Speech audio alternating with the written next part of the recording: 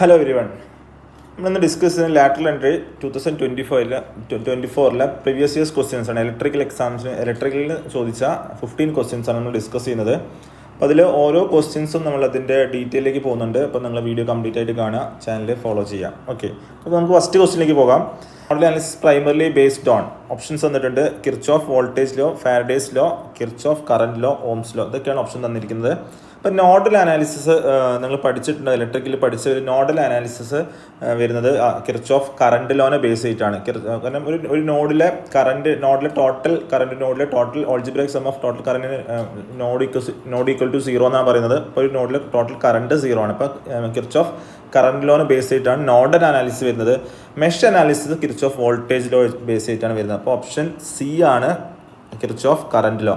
Ohm's law നിങ്ങൾക്ക് അറിയാം, V proportional to I ആണ്. ടെമ്പറേച്ചർ കോൺസ്റ്റന്റ് ആണെങ്കിൽ V proportional I, V equal to I R. അപ്പോൾ അതാണ് ഓംസ് ലോ. അപ്പോൾ Faraday's law first law, second electromagnetic induction explain ചെയ്യാണ് Faraday's law. അപ്പോൾ ഇതിൻ്റെ ആൻസർ കിർച്ചോഫ് കറണ്ട് ലോ ആണ്. കിർച്ചോഫ് വോൾട്ടേജ് ലോ വരിക മെഷ് അനാലിസിസ് വരുന്ന സമയത്താണ് കിർച്ചോഫ് വോൾട്ടേജ് ലോ വരിക. ഓക്കെ, നമുക്ക് സെക്കൻഡ് ക്വസ്റ്റ്യനിലേക്ക് പോകാം.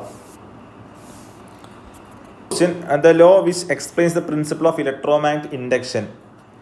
അപ്പോൾ ഇതിൽ ഫസ്റ്റ് വരുന്നത് Coulomb's law, Faraday's law, Kirchhoff law, Ohm's law. അപ്പോൾ നമുക്ക് ഇതിൽ ഓരോ ലോയും സെപ്പറേറ്റ് നോക്കാം. കൂളംസ് ലോ എന്താ പറയുന്നത്? കൂളംസ് ലോ നമ്മൾ സ്റ്റാറ്റിക് ഫോഴ്സ് ആണ് പറയുന്നത്. ചാർജസ് തമ്മിൽ ഇലക്ട്രോസ്റ്റാറ്റിക് ഫോഴ്സ് ആണ് പറയുന്നത്. അതിൻ്റെ F equal to K constant ആണ്, Q1 Q2 by R². ഇതാണ് കൂളംസ് ലോ വരുന്നത്.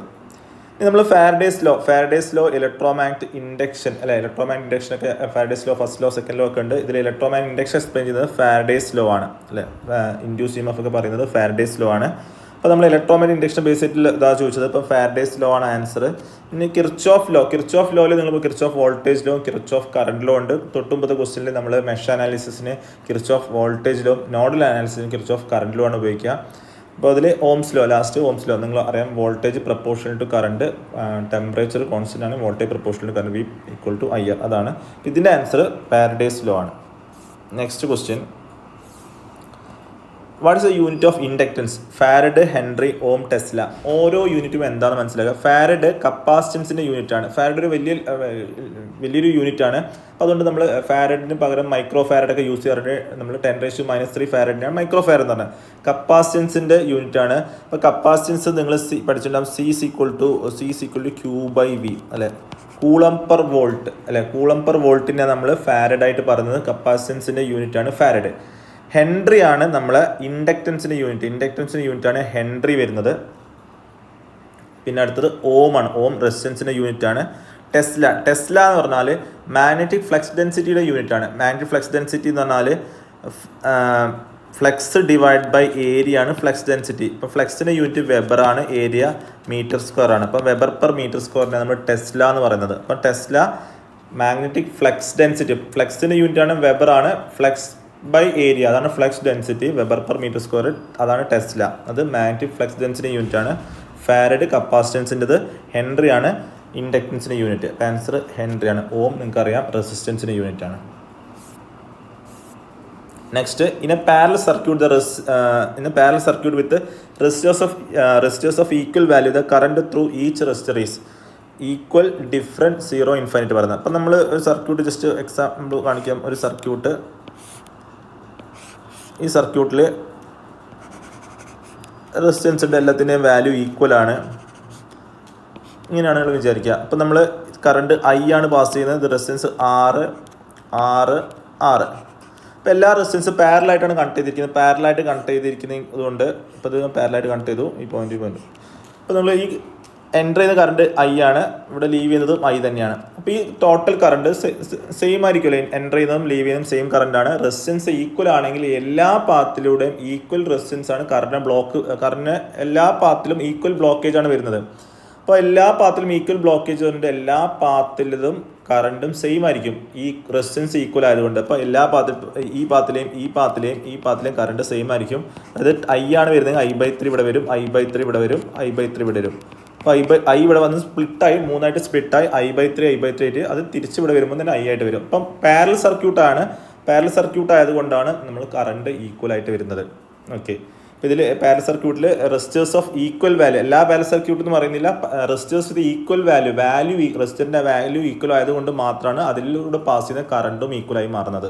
ഓക്കെ, പാരലൽ സർക്യൂട്ടിൽ വേറൊരു കാര്യം കൂടി മനസ്സിലാക്കുക, അതിൻ്റെ അക്രോസ് വോൾട്ടേജും സെയിം തന്നെ ആയിരിക്കും. പാരലൽ സർക്യൂട്ടിൽ വോൾട്ടേജ് അക്രോസ് വോൾട്ടേജ് സെയിം ആയിരിക്കും. ഇപ്പോൾ നമ്മളെ വീട്ടിലെ കണക്ഷന് പാരലൽ സർക്യൂട്ടിലാണ് കൊടുത്തിട്ടുണ്ടാവും. അതിന് കാരണം എല്ലാ അപ്ലയൻസിൻ്റെ അക്രോസ് വോൾട്ടേജ് കോൺസ്റ്റൻ്റ് ആയി കിട്ടണം. അതുകൊണ്ടാണ് പാരലായിട്ട് കണക്ട് ചെയ്യുന്നത്. ഓക്കെ, ഇപ്പോൾ ഇതിൽ answer current through each resistor is equal ആണ്.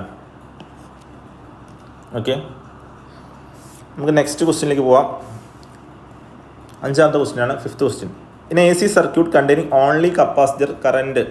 ഇപ്പോൾ കപ്പാസിറ്റർ, ഇൻഡക്ടർ, റെസിസ്റ്റർ ഈ 3 സർക്യൂട്ട് എലമെൻസിലൂടെ കറണ്ടിൻ്റെ നേച്ചർ നിങ്ങൾ അറിഞ്ഞിരിക്കണം.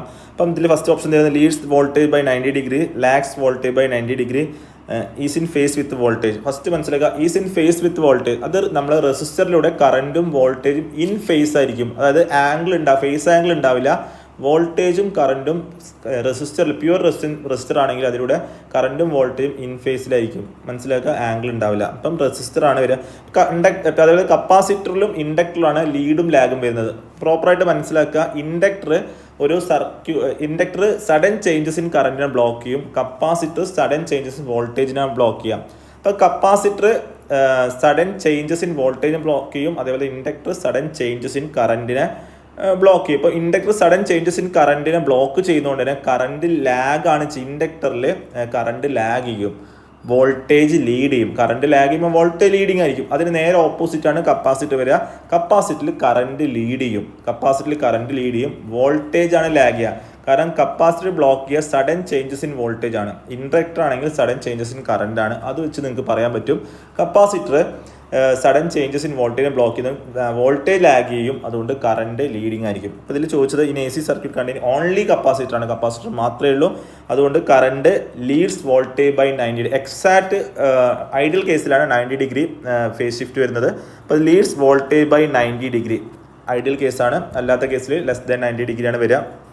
അപ്പോൾ നിങ്ങൾ മനസ്സിലാക്കുക, ഇതിൽ ഐഡിയൽ കേസിൽ ആണ് 90 ഡിഗ്രി വരിക. ഓക്കെ, ഇപ്പം ലീഡ്സ് വോൾട്ടേജ് ബൈ 90 ഡിഗ്രിയാണ് കപ്പാസിറ്ററിൻ്റെ കേസിൽ കറണ്ടിൻ്റെ വാല്യൂ. കറണ്ട് ഇൻഡക്ടർ ആണെങ്കിൽ കറണ്ട് ലാഗ് ചെയ്യാം. ഓക്കെ, ഇപ്പം നെക്സ്റ്റ് ക്വസ്റ്റ്യനിൽ നോക്കാം. The component which oppose changes in current electric circuit already പറഞ്ഞു. തൊട്ടുമ്പത്തെ ക്വസ്റ്റ്യൻ എക്സ്പ്ലെയിൻ ചെയ്ത കാര്യം തന്നെയാണ്. Resistor, capacitor, transformer, inductor. അപ്പോൾ സഡൻ ചേഞ്ചസ് ഇൻ കറന്റിനെ ബ്ലോക്ക് ചെയ്യുന്നത് ഇൻഡക്ടറാണ്. മനസ്സിലാക്കുക, ഇൻഡക്ടർ. അതിൽ capacitor sudden changes in voltage ആണ്. Sudden changes in voltage dV/dt എന്ന് പറയും. വോൾട്ടേജിലെസ് ചേഞ്ചിനെയാണ് കപ്പാസിറ്റർ ബ്ലോക്ക് ചെയ്യുന്നത്. റെസിസ്റ്ററിൽ ഇങ്ങനത്തെ കാര്യങ്ങളൊന്നുമില്ല. റെസിസ്റ്റർ വോൾട്ടേജും കറണ്ടും ഇൻ ഫേസ് ആയിരിക്കും. ആൻസർ നമ്മളോട് ചോദിച്ചത് സഡൻ ചേഞ്ചസ് ഇൻ കറണ്ടാണ് പറഞ്ഞത്. അപ്പോൾ അതുകൊണ്ട് ഇൻഡക്ടറാണ്, മാറിപ്പോയത് ഇൻഡക്ടറാണ്. Next question, if the RMS value of sinusoidal current is 5 ampere, the peak values. അപ്പോൾ നമ്മൾ പീക്ക് വാല്യൂം RMSഉം തമ്മിലെ റിലേഷൻസ് മനസ്സിലാക്കുക. റൂട്ട് മീൻ സ്ക്വയർ വാല്യൂ ആണ് നമ്മൾ RMS എന്ന് പറയാം, റൂട്ട് മീൻ സ്ക്വയർ അല്ലേ.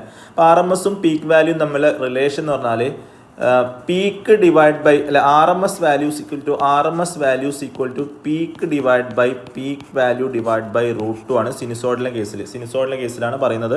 അപ്പോൾ നമുക്ക് ഇതിൽ തന്നിരിക്കുന്നത് RMS വാല്യൂ തന്നിട്ടുണ്ട്, പീക്ക് വാല്യൂ ആണ് ചോദിച്ചത്. അപ്പോൾ peak equal to RMS into √2. RMS 5 ആണ് ഇൻറ്റു √2 എന്ന് പറഞ്ഞാൽ 1.414. അപ്പോൾ നമ്മൾ മൾട്ടിപ്ലൈ ചെയ്താൽ 7.07 ആംപ്സ് ആണ് വരിക. ഓപ്ഷൻ സി ആണ് ചോദിക്കാറുണ്ട്. ഇതിൽ ഞങ്ങളിപ്പോൾ ഇതിൽ RMS ആണ് ചോദിച്ചത്, പീക്ക് തന്നിട്ട് RMS ചോദിച്ചു. അതിൽ RMS തന്നിട്ട് പീക്കാണ് ചോദിച്ചത്. പീക്ക് തന്നിട്ട് RMS തിരിച്ചും ചോദിക്കാറുണ്ട്. അപ്പോൾ റിലേഷൻ ഓർത്തുക, RMS value root mean square value peak value divide by √2 ആണ്. നെക്സ്റ്റ്